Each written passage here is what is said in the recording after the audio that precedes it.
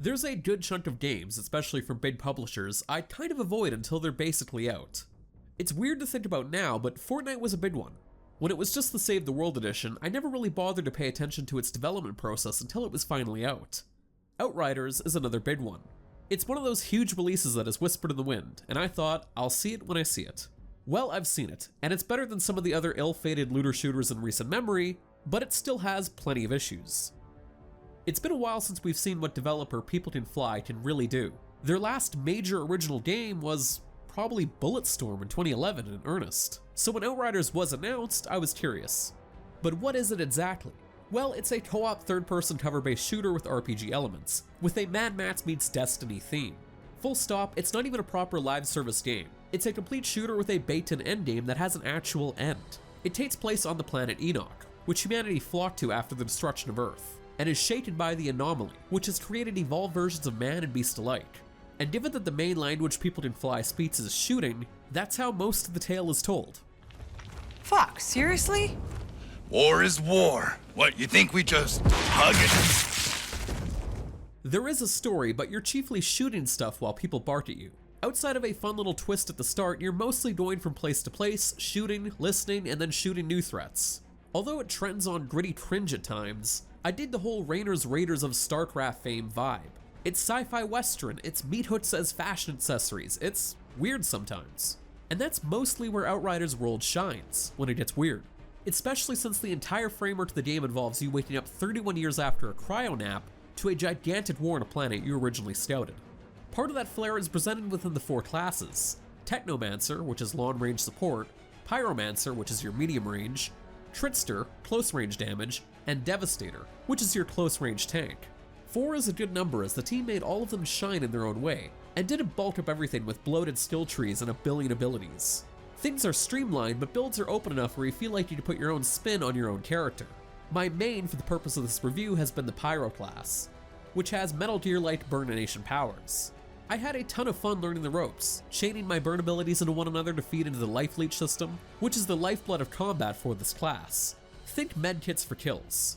Instead of slowly healing or injecting yourself with the rote healing powers, or the catch-all regenerating shield, you'll instead heal yourself for kills that use your abilities. It's not a perfect system, but it helps keep things interesting even in trash fights as you powerfully command the battlefield and stay in control at all times. It's a mechanic you can ease into to learn but feel Machiavellian when you master it. There's also a lot of potential for combos, especially in multiplayer, as well as stylish stuff like no-lit kills when you whisk an ability off to someone out of view to blow them up. That's basically what you're going to be doing most of the time too, blowing stuff up. The story has promise, but doesn't really deliver on anything it sets out to do, which is fine by me, because you can completely ignore it if you want, but any attempt to emotionally connect players to the world mostly fails. It's simply too hyper, too eager to move on to the next big plot beat before wrapping up what it already presented. By the time I was done, I had completely forgotten about a huge chunk of the setup. The linear nature of the maps, which are basically bespoke sandboxes, forces you through and doesn't allow you to linger. Once you start getting off the beaten path and doing side quests though, you get back into that comfortable blow stuff up state of mind and it all comes flowing back. The reason why you continue on with Outriders in the first place. Gunplay and cool looking magic powers. Outriders knows what it wants you to focus on. The action, not the busy work. For those of you who crave more on a macro level, you're going to be disappointed.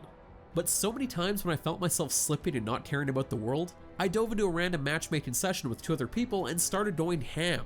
The boss fights, which are more nuanced affairs, are easily the best delivery system for the action, but a lot of scrappy bouts on a higher world tier settings, the sliding difficulty scale that also rewards better loot, can also have an air of strategy to them.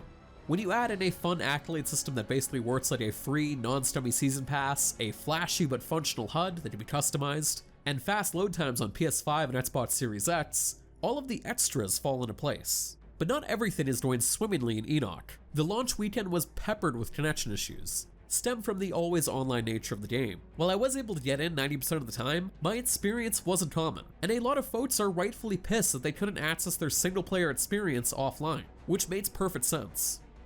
You could finish the main campaign in around 20 hours with some side quest play, at which point you're funneled into the endgame activity, expeditions. These are mostly survival tinted affairs stretched through old environments with new layouts that are mostly geared at 3-player squads. You rank up, it gets harder, you get better loot, and then you face the final mission and essentially win the game.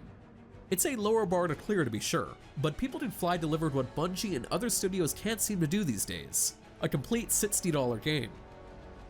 Outriders is a flawed looter shooter that can fall into a rut with its core looting loop, but the gunplay is fun and that's a decent sized win. If you could grab 2 other people to recruit via Game Pass, it's a great way to spend some time. Another great way to spend some time is to head on over to Destructoid.com for more written reviews, news, original features, and more. And if you enjoyed the video, feel free to give it a like and subscribe to the channel for more. And as always, thank you for watching.